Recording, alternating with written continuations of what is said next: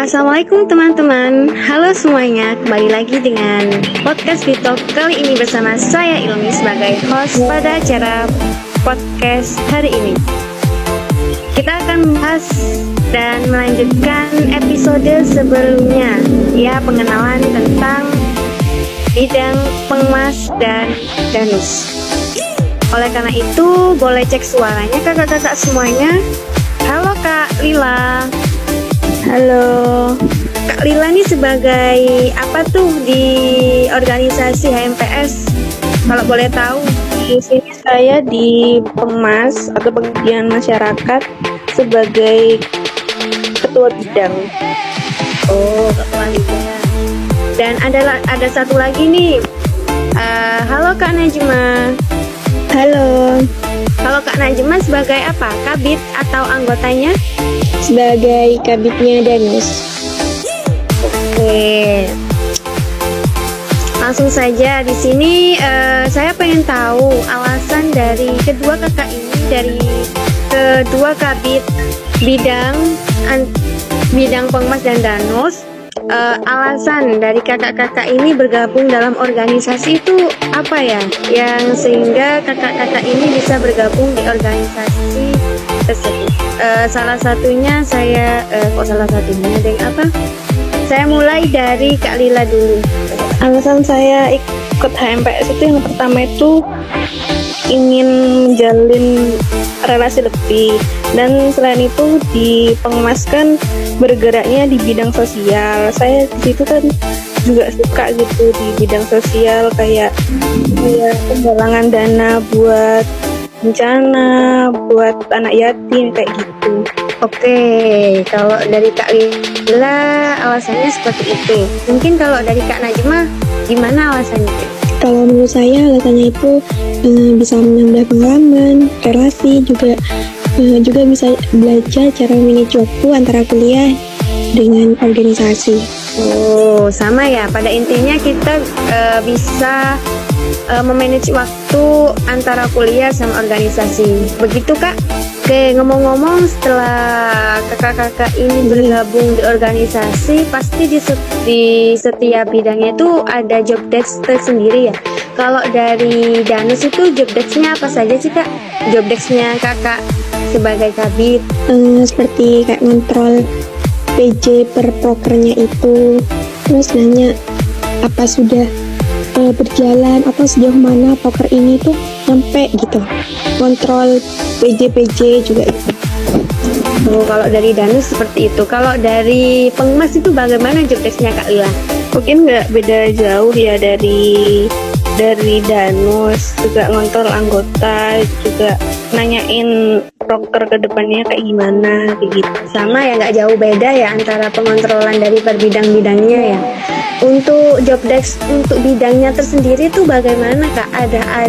Apakah ada hal yang paling monoton buat job desk tersebut di dalam proker-prokernya? Buat danus? Ada. Kalau di danus itu kan yang paling menonjol prokernya itu paid promote. Itu ada penanggung jawabnya masing-masing. Jadi kalau saya itu bantu di paid promote-nya itu nge-share di IG atau di WA gitu. Oh, jadi kalau ada apa-apa itu bisa minta tolong ke danus gitu kan ya, lewat paid promote-nya itu ya. Oke. Oh, kalau dari pengemas bagaimana Kak Lila? Untuk dari pengemas ya, untuk yang menonjol tuh mungkin ini Sabda Toga, yang kita mengelola tanaman toga itu. Oh, berarti biologi ini mempunyai kayak semacam lahan yang ditanami buat ya ditanam gitu kan ya? Ya. Oke, selanjutnya saya pengen tahu bagaimana sih kakak-kakak ini mengatur antara waktu kuliah sama waktu organisasi. Kadang kan waktu organisasi itu selalu benturan sama waktu kuliah juga. Nah, bagaimana kakak-kakak ini sebagai kabit dari pengemas dan danus dalam memanage waktu agar kuliah jalan, organisasi juga jalan? Saya buka untuk Kak Lila dulu. Mungkin ini ya tergantung dari pribadi masing-masing, juga menentukan skala prioritas sih. Yang pertama juga jangan nunda-nunda, apalagi kan sekarang udah mau semester 5, pasti masih banyak banget yang namanya praktikum, banyak banget namanya presentasi gitu. Jadi kita tahulah mana yang harus diprioritaskan dulu. Juga manajemen waktu sih yang paling utama itu. Apakah dalam berjalannya waktu di mana proker pengemas jalan dan kuliah jalan, di sela-sela itu ada sesuatu yang membuat Kak Lila itu bingung antara kuliah atau organisasi dulu yang harus dikerjakan? Mungkin ada ya, karena ada salah satu proker itu berjalannya itu waktu hari kuliah gitu. Tapi ya kita mungkin ya menjalankan proker juga kuliah juga gitu. Oke, terima kasih. Untuk selanjutnya bagaimana tanggapan mengenai pertanyaan ini untuk Kak Najma?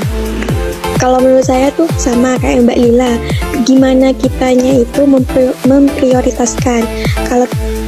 Kalau kita tuh memprioritaskan kuliah terlebih dahulu, jadi diprioritaskan dulu kuliahnya.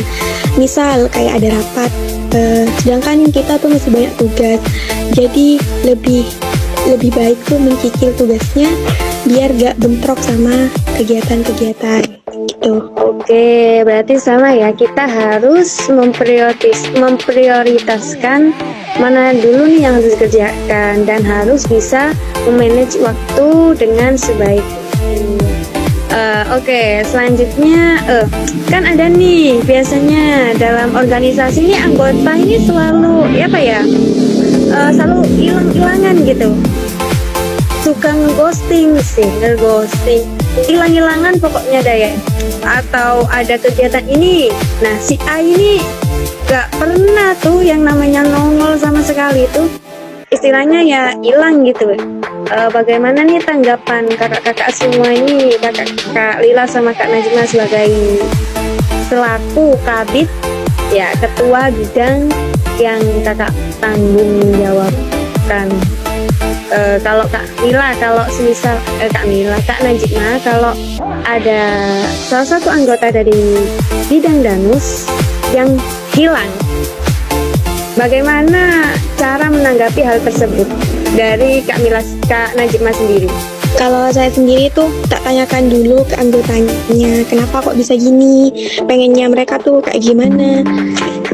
Dikasih tahu dulu arahan, kalau di Danus tuh kayak gini. Misal orangnya tetap kekeh gak mau aktif di HMPS, nanti ya wes tak iakan dan saya kasih tahu ke BPH biar BPH yang bertanggung jawab. Dalam proses BPH menanggung jawabi sebelum ditangani sama BPH, apakah tindakan Kak Najma ini hanya itu saja? Ya enggak, misal tak kasih arahan juga diajak, di chat terus gitu. Gimana caranya mereka tuh mau ikut, ya gitu. Oke, terima kasih. Kalau dari Kak Lila nih, bagaimana? Kalau dari saya ya mungkin ditanyain gitu, pendekatan dulu, kok kenapa jarang muncul di grup, jarang ikut acara HMPS gitu. Kalau misalnya anaknya nggak ngerespon atau ada penolakan dari anaknya, ya diserahin ke BPH sih. Berarti sama-sama saling menyerahkan ke BPH ya, setelah tindakan yang dilakukan oleh kakak-kakak ini tidak ditanggapi oleh si pengghosting tersebut, Oke, terima kasih untuk podcast kali ini, cukup sekian. Dan terima kasih buat kakak-kakak yang sudah menyempatkan hadir pada tag video podcast kita kali ini. Dan saya sebagai host podcast pamit undur diri. Dan terima kasih atas waktunya.